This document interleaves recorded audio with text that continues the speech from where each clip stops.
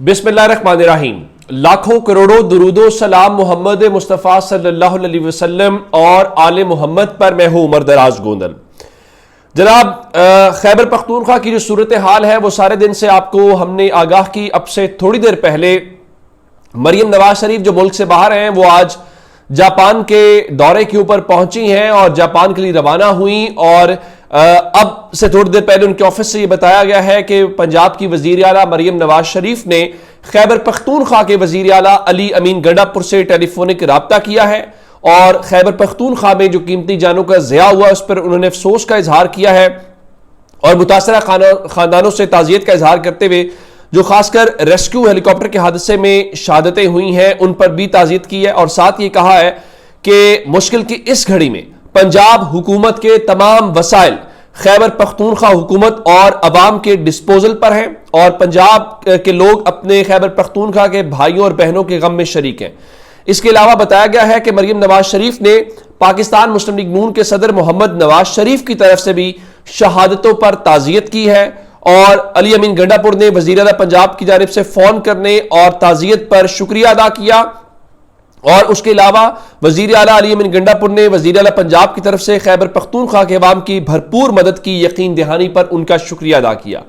एक खबर यह है और दूसरी खबर यह है कि अली अमीन गंडापुर को वज़ीर आज़म हाउस से शहबाज शरीफ ने भी फोन किया है, उनसे राब्ता किया है और यह कहा गया है, जो बयान जारी हुआ है कि वफाकी हुकूमत ने सूबाई हुकूमत की हर किस्म की मदद करने की उनको यकीन दहानी कराई गई है।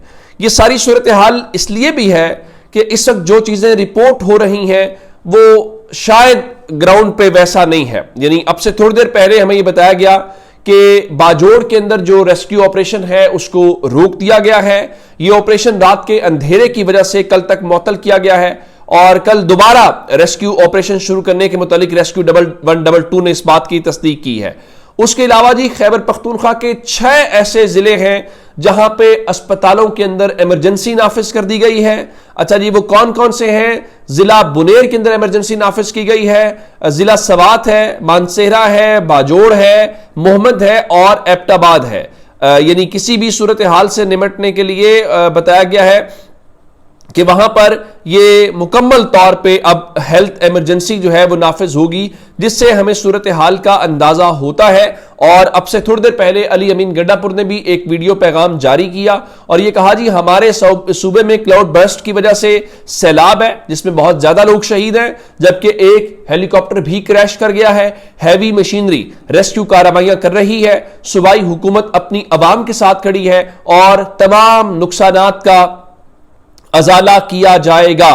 अच्छा, अब इस दौरान ये जो उन्होंने इमरजेंसी नाफिज करने के हवाले से और वो सारी बात है, मैं इस वक्त अगर आपको बताऊं तो खैबर पख्तूनख्वा में 14 मकामात के ऊपर दरियाओं में सैलाब की सूरत हाल है और 2 ऐसे मकामात हैं जहां पर यह बताया गया है कि ऊंचे दर्जे का सैलाब है, 6 मकामात के ऊपर दरमियाने दर्जे का और 6 ही मकामात के ऊपर निचले दर्जे का सैलाब है। जो मंडा हेड वर्क्स है और ख्याली के 2 ऐसे मकामात हैं जहां पे ऊंचे दर्जे का सैलाब इस वक्त हुकाम की जानिब से बताया गया है, जिससे हमें पिक्चर थोड़ी सी वाज़े होती है और अंदाजा होता है कि हुआ क्या है। दूसरी जानिब जो सूबे की प्रोविंशियल डिजास्टर मैनेजमेंट अथॉरिटी है उनसे मुताबिक जी जो सैलाब से मुतासरा अजला है वहां पर मजमूई तौर पर 50 करोड़ रुपए जारी किए गए हैं।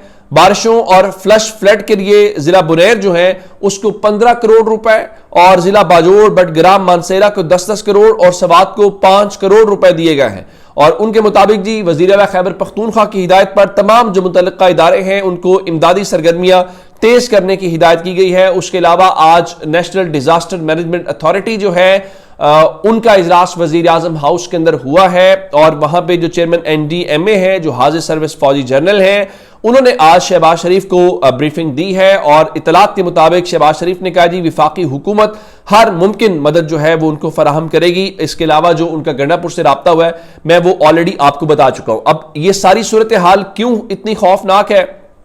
खौफनाक इसलिए भी है कि महकमा मौसमियात ने यह बताया है कि जो शदीद बारिशों का सिलसिला है वो 21 अगस्त तक जारी रहेगा। अगले चंद रोज खैबर पख्तूनख्वा में मजीद बारिशें जारी रह सकती हैं और उन बारिशों की वजह से सूरत हाल थोड़ी सी गैर मामूली हो सकती है। उसकी वजह यह है, जहां तक जानी नुकसान की बात है और ग्राउंड के ऊपर जो सिचुएशन है, वो खैबर पख्तूनख्वा की जो प्रोविंशियल डिजास्टर मैनेजमेंट अथॉरिटी के डीजी हैं असफंदियार खटक, उन्होंने ये बताया है कि जो सैलाब से होने वाली अमवात है उनमें भी मजीद इजाफा हो सकता है, क्योंकि अभी तो एक लिहाज से रिकवरीज की जा सकती हैं और उनके मुताबिक जो बुनेर में रेस्क्यू ऑपरेशन है, सिर्फ अगर बुनेर की बात की जाए वो 3 से 4 दिन तक जारी रहेगा। यानी इसको मामूल की जो सूरत हाल है वो ना समझा जाए। अब से थोड़ी देर पहले जो बुनेर के डीसी का ऑफिस है वहां पर इमरजेंसी फ्लड इजलास जारी था। तहरीक इंसाफ के जो चेयरमैन बैरिस्टर गौहर हैं वो और सैयद फ़खर समेत जो तमाम मुतल्लिका इदारों के सरबराहान या नुमाइंदे हैं वो वहां पे मौजूद थे। इससे